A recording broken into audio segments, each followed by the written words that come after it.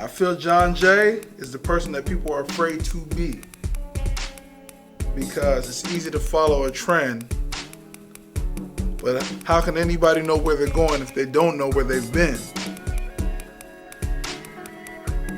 John Jay lyrically tries to take people back to places they've never been before. He's actually a person that I know you can put him anywhere, any environment, any hood, any party, any crowd, and he'll get along with all of them. He's a person that from the outside that people might just stare at and not understand. But for some reason, they'll still get drawn to him and try to figure him out. He's Black John Jay.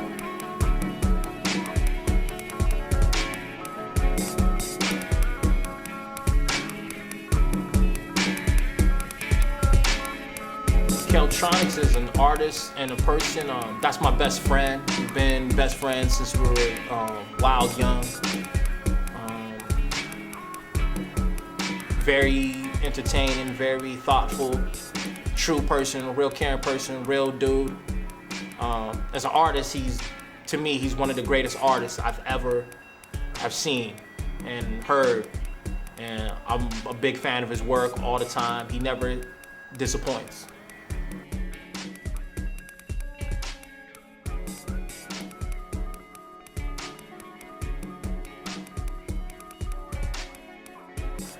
They bring back the caring for music in their sound.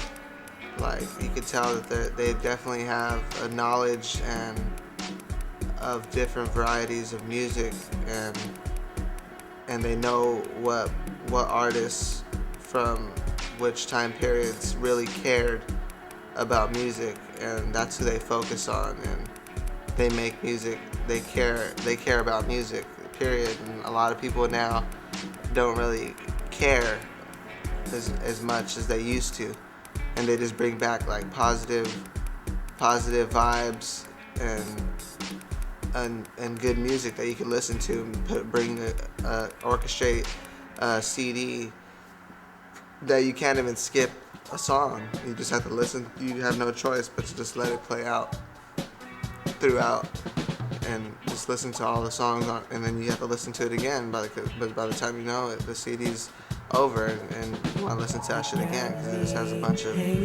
good songs on it. Want me only when you want me. You call me only when you know me. It's crazy because I'm checking for your own.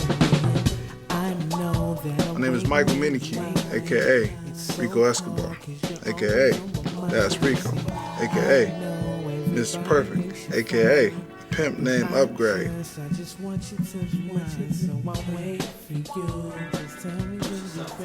Hey, what's up? My name is Matt Hogan, CEO of Third World Records. I'm chilling out right now in my new apartment, just polying, and enjoying the view and everything like that on a beautiful sunny day in Los Angeles. Just chilling out. My name is Black John Jay, Kevin Minicle, Abakwa Minicle, and I represent the Popular Losers in Pasadena, California, Kingsville Projects. I started this band, because it had to be made. It just had to come to the people, I just knew, growing up with Keltronix and the music that we were making was just, I don't know, for me it was almost like too good to be true. I was like, wow, this is something that's missing in the world right now, and I knew that we had to come together and bring this wonderful, incredible, unique music that we were making in the ghetto to the people. Life growing up in Pasadena was all love for me, because I realized that every place has a good and has a bad. So every place has nice areas and every place has bad and messed up or grimy areas. So I love the Pasadena experience, and I love it to the day I die. I would like to thank Black John Jay for changing my life lyrically as a writer, as an artist, and carrying. I always cared about what I did, but he enhanced me caring for what I love to do. Like he made me realize that I really do love to do this, and like he let me know who if you love to do something, then just do that shit to the fullest that you can. Like, head nigga, nah, fine. Since on that regular shit, you know what I'm talking about? You know what I'm talking about? No, but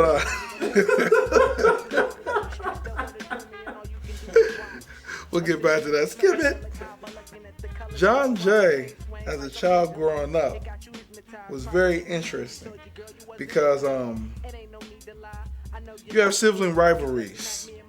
Me being his older brother, I always had to set examples. But sometimes my mom would use things he would do to motivate me. Now, me personally, I would go to class and pass. He was really smart and intelligent. He knew what the fuck he was doing, while I was just kind of cruising through.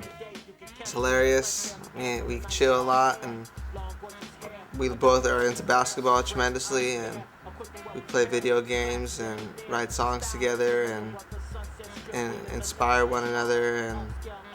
And as an artist, he's like one of the most talented writers writing, period. Just not even rapping, just as a writer in general. And like being so vivid and descriptive when he's telling a story, it could be, and he's written songs about everything, and ever, like, he just always comes through on whatever topic in full detailed description.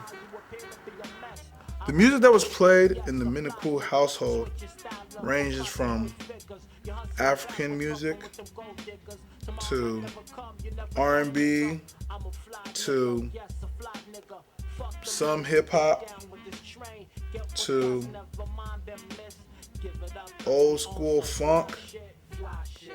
A lot of iconic American figures, from Michael Jackson to Whitney Houston.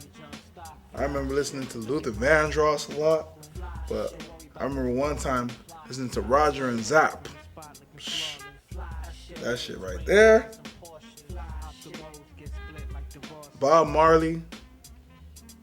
A lot of good music. Some of the Loser Crew's influences, been inspired by many. Me and Keltronix, Prince, Jay Dilla, Tribe Called Quest, Bad Brains, Radiohead, Gregory Isaacs,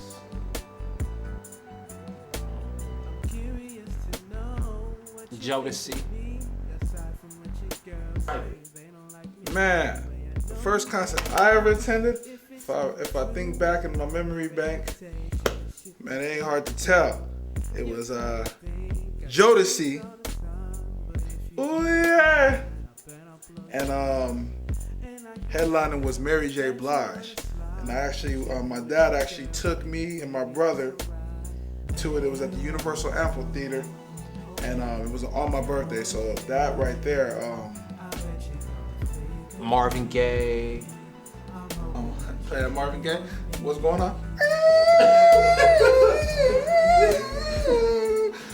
Be like, the Loser Crew came together. Me and Kel, we met each other when we were young, like around maybe like 10 or 11 years old. And he was an interesting person. I was an interesting person. We both loved musically. We loved music equally the same. We just loved it it was our lives. Music was our lives. It was everything it was the only thing we really cared about, aside from other things, but that music was on the top of our list. And we just hit it off. We just connected on that level. And always was writing, always listening to music, always buying albums, listening to what he's listening to what I'm listening to, checking for what's new.